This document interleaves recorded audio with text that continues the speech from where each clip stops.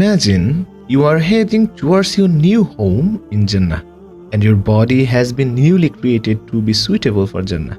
After entering Jannah, you begin to observe the weather and environment of Jannah. The first thing that surprises you the most is the fragrance in the heart of Jannah that gives ease. You will be amazed and think, what is this fragrance? Where is it coming from? It is scientifically proven that the power of smell is more intense and sharp in humans compared to other senses, such as sight and taste and so on. For instance, when you encounter a particular scent, it can immediately bring back memories from at least 15 to 20 years ago. The sense of smell has the ability to deeply stimulate us. Among all the senses that Allah has granted us, the sense of smell is the most powerful. This is also supported by science. Think of Prophet Yaqub alayhi salam, who could sense the fragrance of his son Yusuf alayhi salam from a distance.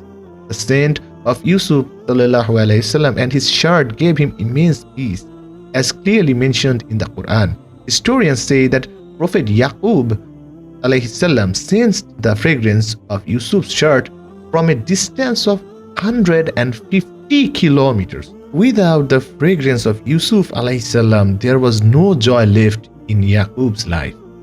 Now think of the story of Anas ibn Malik's uncle, Anas ibn Nazir, when he was rushing towards the battlefield for jihad while everyone was fleeing.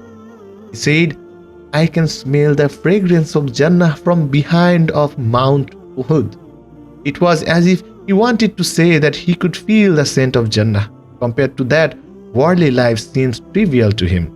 Dear brothers and sisters, how will the soul be taken in this life? How will they be welcomed in the hereafter? What will they be greeted with? The Messenger of Allah sallallahu alaihi wasallam said that Allah will send a very pleasant and gentle breeze for the believers. Every Muslim living on this earth will face this breeze, and their graves will rest in peace with the soothing effect of this breeze until Allah resurrects their soul.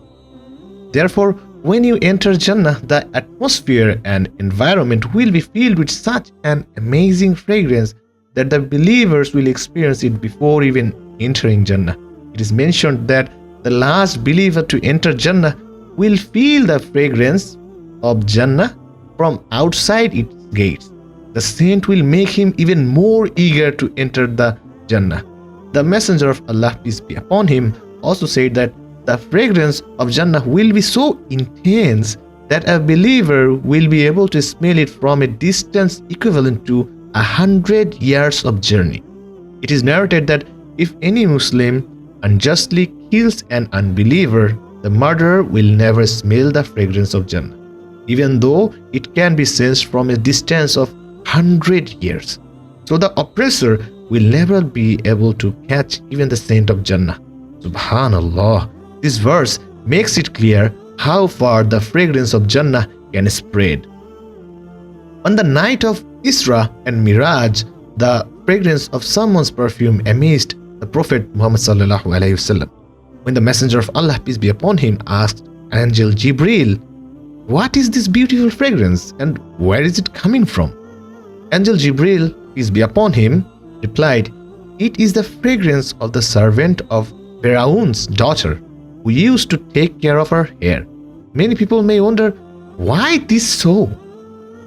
This servant was a maid, but how did she become so honored that her fragrance still lingers in the air, even 100 years after her death? By researching history, we find that she was the young maid who used to care for the hair of Pharaoh's daughter. One day, while combing her hair, the comb fell from her hand, and as she picked it up, she uttered the word Bismillah, in the name of Allah. Because of this single act, the Pharaoh threw her and her child into blazing furnace and killed them. For this reason alone, the fragrance of her body astonished the Messenger of Allah, peace be upon him, coming from the highest level of Jannah, while the fragrance of the suffering in Jannah will spread throughout. The tyrants like Pharaohs will never experience the scent of Jannah. Now the question is, when will you receive that fragrance?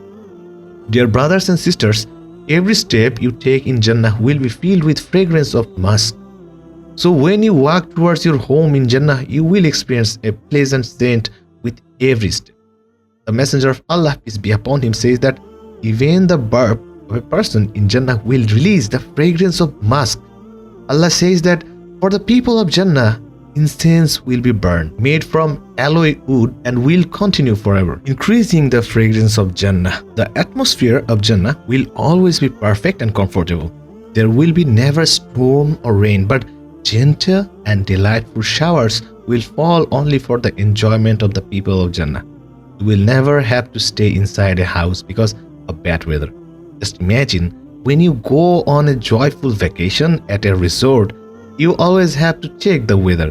But in Jannah, you will never need to stay indoors because of bad weather.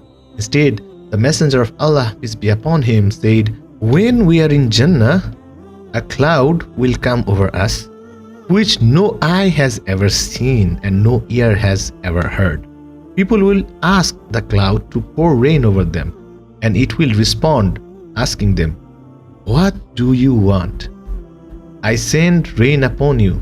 The Messenger of Allah, peace be upon him, says, then that cloud will begin to pour rain upon you, as much as you want and for as long as you desire. After that, Allah will send a delightful, pure breeze and spread heaps of musk to their right and left. Then their faces and clothes will be covered, and they will be satisfied in such a way that their beauty will continually increase. Now, will this happen during the day, or will it happen at night? Will there be any moon or sun? Imam Qurtubi, may Allah have mercy on him, says that experts mention there will be no day or night in Jannah, but there will be always an eternal light. People of Jannah will only realize that it is night when the curtains on their windows lower on their own and the doors close. When the doors of the rooms open and the curtains rise, they will know that it is day. In another narration, it is mentioned that the people of Jannah will wear one robe in the morning and another robe in the evening. Therefore, the light and colors of day and night in Jannah will be the same, with no real distinction. Imam al-Sham, may Allah have mercy on him, says, once I met Abdullah ibn Abbas, may Allah be pleased with him, in Medina after he had gone blind. This was after he had become very old. I asked him, what is the soil of Jannah like? He replied, the soil of Jannah will be made of white marble and it will look as though it is shining mirror. Imam Samiat further said, I asked him again, what will the light of Jannah be like? Hazrat Abdullah ibn Abbas, may Allah be pleased with him, responded, have you ever seen the gentle light before sunrise? The light of Jannah will be exactly like that. There will be no heat or cold there. So, where will the light in Jannah come from? Imam Ibn Taymiyah, may Allah have mercy on him, states that there will be no day or night in Jannah. There will be no sun or moon, but morning and evening will be understood from one light.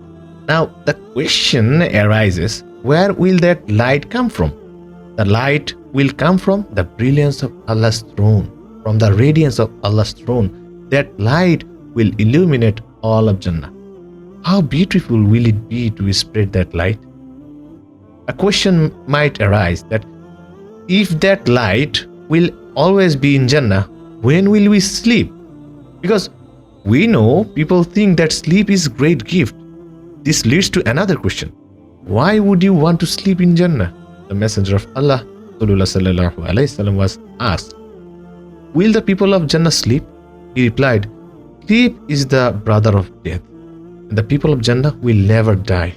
Yes, you may rest for a while in Jannah, but why would you want to sleep there? You might be thinking of sleep from this worldly perspective. Indeed, sleep is a great blessing from Allah in this world. Sleep allows us to rest, and sometimes it helps us avoid problems or at least refresh ourselves. But in Jannah, we will have no worries or fatigue, so there will be no need to refresh ourselves there. Your body, heart, and soul will be eternally refreshed in Jannah. There is another aspect here. In this worldly life, you had to sacrifice restful sleep to earn Allah's grace and the bliss of Jannah. You had to give up comfortable beds. When we think of this world after working hard throughout the day, your body will feel exhausted before you can enjoy the fruits of your labor. But once you enter Jannah, Allah will not only reward you for your worldly needs, but He will also grant you the strength and capacity to fully enjoy it in a way you could never experience in this life.